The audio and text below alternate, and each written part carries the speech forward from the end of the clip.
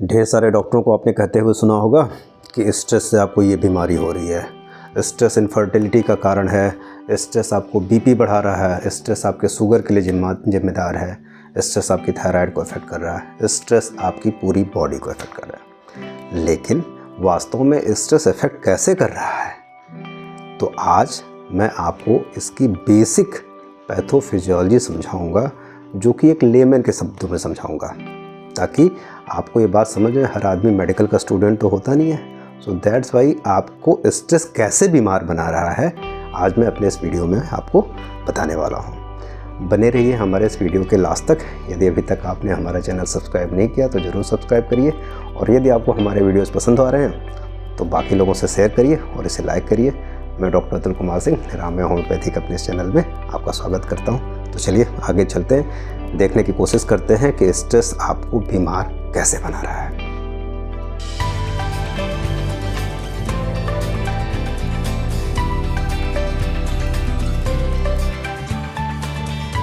किसी भी स्ट्रेस की कंडीशन में आजकल की डेट में आप ये समझिए कि हमारा जो ब्रेन है वो जस्ट लाइक एक मोबाइल की तरह है।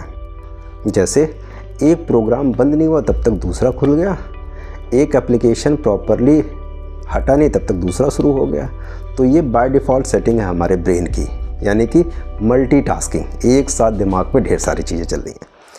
आप एक हाउसवाइफ हैं, घर में खाना बना रही हैं, बच्चे को आने में थोड़ा सा देर हो गई, दिमाग चला गया कि हाय मेरे बच्चे को कहीं कुछ हो तो नहीं गया। आपने अपने हस्बैंड को फ़ोन किया कि अरे मेरा बच्चा लेट हो गया है। आपके हस्बैंड ने फ़ोन नहीं उठाया, ये लगा कहीं गाड़ी में एक्सीडेंट तो नहीं हो गया। उसके अलावा आपकी मेड थोड़ी देर के लिए लेट हो गई, कैसे खाना बनेगा। एक आदमी है, उसको ऑफिस जाना है, थोड़ा सा लेट हो गया, उसे लगा कि कहीं हमारी चेकिंग ना हो जाए या फिर हमें चार्जशीट न मिल जाए। तो इस तरह की ढेर सारी चीज़ें हैं जो पैरेलल एक साथ आपके साथ चलती रहती हैं, जस्ट लाइक एक मोबाइल एप्लीकेशन। एक मोबाइल में आपने फेसबुक देखा, फिर उसके बाद आपका मन किया व्हाट्सएप देखने का, फिर आपका मन किया ब्राउज़र पे कुछ सर्च करने के लिए, तब तक कॉल आ गई। तो एक एप्लीकेशन बंद नहीं हुआ तब तक दूसरा एप्लीकेशन शुरू हो जाता है।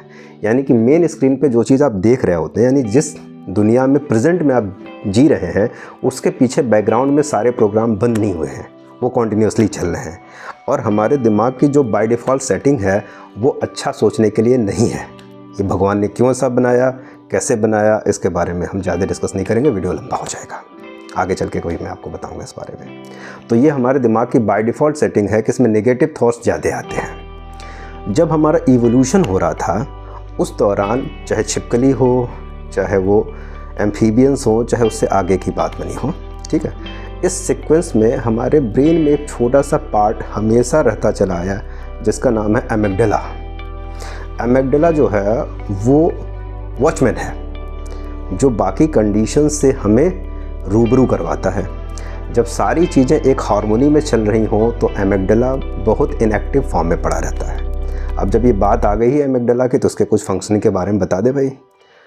Joy, emotion, love, affection, hunger, sexual pleasure, इन सारी चीज़ों को ये काफ़ी हद तक रेगुलेट करता है। जैसे आप ये समझिए कि छिपकली और लोअर एनिमल में था ही क्या, उसमें ब्रेन का कॉग्निटिव डेवलपमेंट तो था नहीं, सोचने वाला ब्रेन तो था नहीं। तो उनमें क्या था, उस ज़िंदगी में क्या था, या फिर हम अपने पीछे वाले समय में चले जब हम आदिवासी हुआ करते थे, या फिर और पीछे चले जब हमारे लिए मूलभूत ज़रूरतें खाना, सोना और बाकी प्रोग्रामिंग को आगे बढ़ाना था।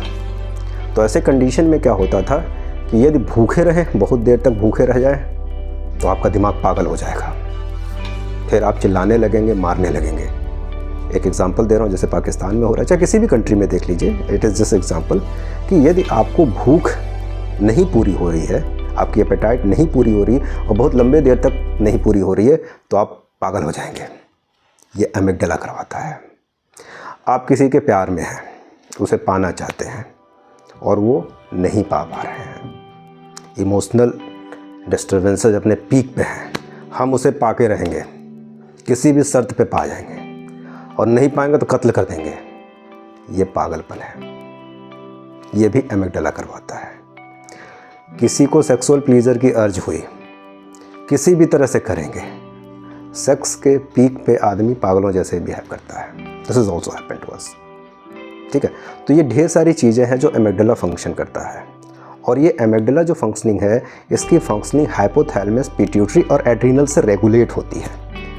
तो एमिगडाला वॉचमैन है, किसी भी स्टिमुलस कंडीशन के लिए वो मैसेजिंग फॉरवर्ड करता है हाइपोथैलेमस को थ्रू पिट्यूटरी, और उसके बाद ये एड्रिनल के थ्रू प्रोसीड आउट होता है। दूसरे एग्जांपल में समझाने की कोशिश करता हूँ। आपके सामने शेर आ गया, ठीक, या फिर आपके सामने कोई बहुत विकट परिस्थिति आ गई, तीन ही ऑप्शन है, या फिर उस परिस्थिति से लड़ो, ठीक है, या फिर भागो, या फिर वहीं खड़े रहो एकदम स्टैचू की तरह। इन तीनों कंडीशन को रेगुलेशन का काम भी एमिगडाला करता है, ठीक। अब हम आपको ये समझाने की कोशिश करेंगे कि स्ट्रेस कैसे आपको बीमार कर रहा है, जो मेन टॉपिक है उस पर आते हैं, ठीक है। जब multiple of the programming brain में चल रही है ऑलरेडी, ठीक है, और कोई भी प्रोग्राम कंप्लीटली बंद नहीं हुआ, तो आपकी बैटरी को ड्रेन कर रहा है, एनर्जी को ड्रेन कर रहा है। कोई एंजाइटी है, कुछ भी है व्हाटसोएवर, तो ये थॉट प्रोसेस तो आपके दिमाग में चल ही रहे हैं, एक नहीं हुआ दूसरा ओवरलैपिंग चल रही है, सारी चीज़ें पैरेलल में चल रही, कुछ भी सेटल नहीं है। हाँ, प्रेजेंट टाइम में हम भले कुछ काम कर रहे हैं, पढ़ रहे हैं, वो अलग चीज़ें, दिमाग कहीं और है। तो ये बाय डिफ़ॉल्ट प्रोग्रामिंग आपको एक एंग्जियस कंडीशन में लाई है। जब आदमी डर, फियर और फ्राइड की कंडीशन में आता है तो उसका एड्रिनल ग्लैंड एक्टिवेट हो जाता है, दिस इज़ द इमरजेंसी, ठीक। और उस इमरजेंसी से लड़ने के लिए ढेर सारे हार्मोन सिक्रीट होने लगते हैं। एंडोक्राइन ग्लैंड है एड्रिनल, तो एड्रिनल कॉर्टेक्स और मेडुला से ढेर सारी चीज़ें रेगुलेट होने लगती हैं, और उसमें दो हार्मोन सबसे इंपॉर्टेंट हैं। नाम इसलिए नहीं बताऊंगा क्योंकि मेडिकल की टर्मिनोलॉजी से थोड़ा ऊपर उठते हैं। ये क्या करते हैं, आपकी हार्ट बीट को बढ़ा देते हैं। जैसे आप समझिए, आपने सोचा बच्चा देर हो गया, आपके दिमाग में नेगेटिव थॉट ये आया कि कहीं कोई एक्सीडेंट तो नहीं हुआ, कहीं कोई किडनैपिंग तो नहीं हुई, या फिर ढेर सारे आपके लाइफ में ऐसी चीज़ें चली थी जिसका आपसे कोई रोल नहीं है। इंडिया पाकिस्तान के बॉर्डर पे कुछ हो गया, क्या डायरेक्टली ये तुरंत आपको इन्फ्लुएंस कर रही है? नहीं। एक बच्चा परफॉर्म करते समय हार्ट अटैक आ गया, मर गया, तुरंत इफेक्ट कर रही हैं? नहीं। एक गायक था, जो स्टेज परफॉर्मर था, वो कोलकाता में शो कर रहा था, मर गया, नॉट इन्फ्लुएंसिंग डायरेक्टली यू।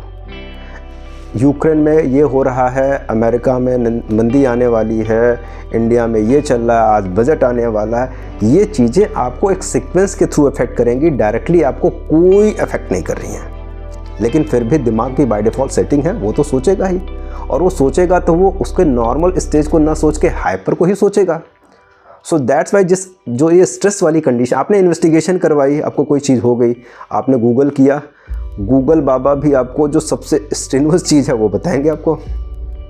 एक आदमी के स्टूल में ब्लड आ गया, ठीक, फ़ोन किया उसने मुझे, डॉक्टर साहब मैंने बहुत रिसर्च कर ली है और हमें लग रहा है हमें कैंसर हो गया। अब उस बेचारे को कैसे समझाया जाए कि इंटरनल हेमोराइडल ब्लीड से मेजॉरिटी ऑफ द केस में स्टूल में ब्लीडिंग होती है। एक आदमी ने अपना अल्ट्रासाउंड करवाया, उसकी अल्ट्रासाउंड के रिपोर्ट में आ गया हेपेटोमेगाली ग्रेड 1। खोज लिया उसने, सीधे पता लगा लिया कि मैक्सिमम डिग्री क्या है इसकी मैक्सिमम डिग्री है लीवर सिरोसिस, अब तो हम मर जाएंगे आगे चल के। तो ये जो प्रोग्रामिंग होती है बाय डिफ़ॉल्ट वो अपने पीक पे ही जाती है नीचे से। और ये भी बात सही है, पूरी लाइफ में जो भी आपको फियर है या फिर जो भी एंजाइटी है, उसके होने की प्रोबेबिलिटी बहुत मिनिमम होती है, या फिर कह लें 1 या 2% है।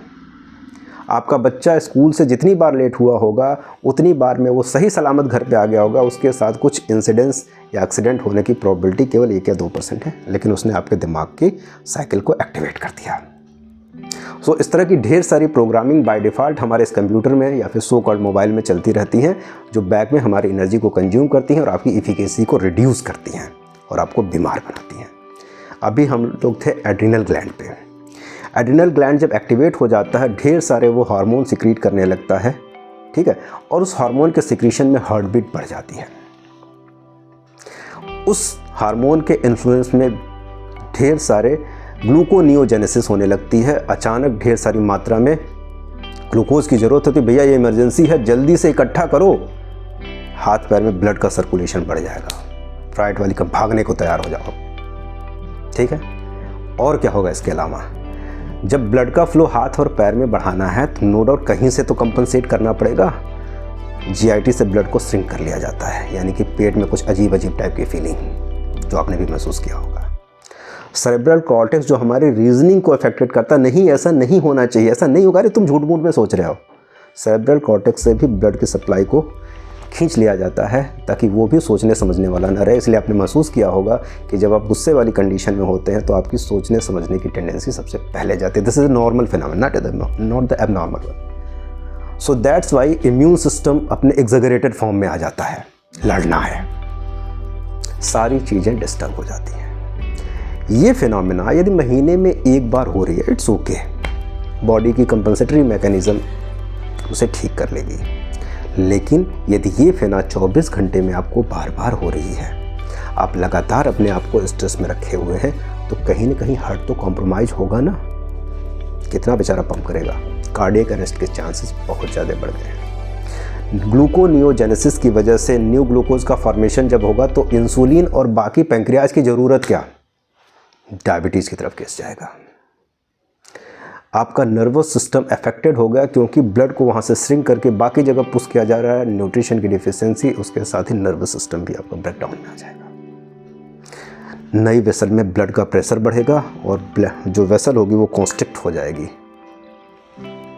आपके ब्रेन की वेसल के रप्चर होने के चांसेस बढ़ जाएंगे, यानी हार्ट अटैक तो होगा ही होगा, उसके बाद ब्रेन में हिमोरेज होने लगेगा। तो ये ढेर सारे ऐसे कौन सा ऐसा ऑर्गन है, बहुत आप स्ट्रेस में हैं, दनादन GFR आपका बढ़ जाएगा, ग्लोमेरुलर फिल्ट्रेशन रेट, किडनी खूब तेज़ी से फिल्टर करेगी, मिनरल्स के एब्जॉर्प्शन और बाकी सब चीज़ें अफेक्टेड होने, GIT आपका वर्क नहीं करेगा। इसलिए ढेर कोई ऐसा बॉडी का ऑर्गन नहीं, थायराइड कॉम्प्रोमाइज़ होगा तो कोई ऐसा ऑर्गन नहीं है जो अफेक्टेड ना रहे। ये एक बेसिक फिजियोलॉजी है, जिस तरीके से ये एमिग्डाला और एड्रीनल ये दोनों मिलके आपकी बॉडी की फिजियोलॉजी को डिस्टर्ब कर रही है। जब भी कभी दिमाग में नेगेटिव थॉट आते हैं, जो मैंने एमिग्डाला के थ्रू बताया, उस स्ट्रेस वाली कंडीशन में उसको सेटल डाउन होने में बहुत लंबा टाइम लग जाता है। कई बार तो 24 घंटे पूरे लग जाते हैं। केमिकल रिएक्शंस ही हैं ब्रेन में और कुछ भी नहीं है। जो भी मैसेजिंग है वो केमिकल्स के फॉर्म में ही है। तो एक बार यदि ये फ्लेयर अप हुआ तो इसको सेटल होने में बहुत लंबा टाइम लगेगा। और आप क्या कर रहे हैं, वो जो एक्सटर्नल एनवायरनमेंट से जो स्टिमुलस ले रहे हैं उसको बार बार एम्पलीफाई करके, ट्रिगर करके इसको आप बार बार एक्टिवेट करने की कोशिश कर रहे हैं। या फिर वन वर्ड में बोला जाए, एमिग्डाला को जितना ही आप शांत अवस्था में रखें उतना ही आपके लिए अच्छा है। वॉचमैन बेचारा ड्यूटी कर रहा है और हमेशा अटेंटिव फेज में बना रहेगा तो ड्यूटी नहीं कर पाएगा, तो कभी तो नॉर्मल फेज में। तो इसीलिए यदि आप एग्ज़ाम देने जा रहे हैं वहाँ भी ये रोल प्ले करता है।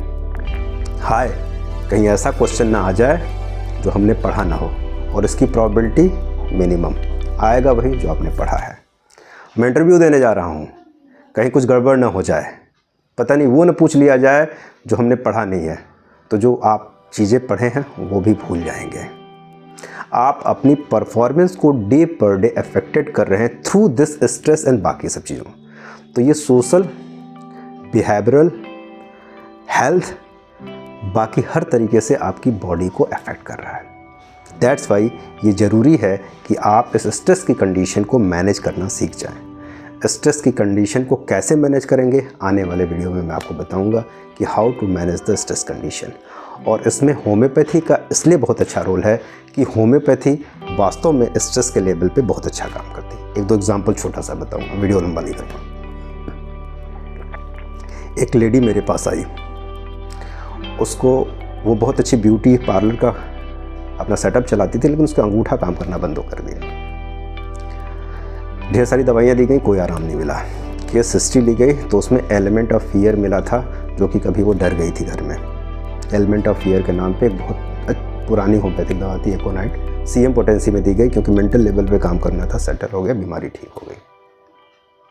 एक औरत इनफर्टिलिटी से सफ़र कर रही थी, लंबा इलाज चला, कोई आराम नहीं मिला। 2 बार केस हिस्ट्री ली गई, 3 बार केस हिस्ट्री, चौथी बार केस हिस्ट्री में उसने एक डिल्यूजन अपना बताया कि सर व्हेन एवर हम अपने हस्बैंड के साथ रिलेशन में रहते हैं तो मुझे एक दिमाग में क्लिक करता रहता है कि कहीं हमारी मदर इन लॉ हमें देख ना रही हो। Physiology Altered. एक औरत को क्या कहते हैं, सीजर्स आते थे क्योंकि एक बार उसका बच्चा स्कूल से आने में लेट हो गया था और जब भी उसका बच्चा 2 मिनट के लिए लेट होता था, 1 मिनट, तो उसके दिमाग में यह था, उस समय उस बच्चे को कोई चोट लग गई थी इस वजह से, तो उसके दिमाग में कोई भी अच्छे ख्याल ना आके हमेशा ये लगते थे कि वो कहीं ना कहीं बच्चे को साथ कोई कैजुअलिटी हो गई है। Element of the past effect. Homeopathy की दवा बहुत अच्छी है, दवा का नाम नहीं पता, वो मिसयूज होता है, ठीक हो गया बच्चा। तो ज़रूरी नहीं है कि होम्योपैथी के सिस्टम में आप वेरी फर्स्ट टाइम में सारी चीज़ें फाइंड आउट कर लें, ठीक है। आदमी यदि है तो आदमी बने, क्यों? क्योंकि वो एमिगडाला लोअर एनिमल में भी था, वहाँ ज़्यादा उसका रोल था, हमारे अंदर उसका रोल लिमिटेड है, ठीक है। So that's why over emotional, over anger, over excitement, इसके अलावा ओवर सेक्सुअल इंडल्जेंस, ठीक है, इससे थोड़ा ऊपर उठिए, आदमी बनिए।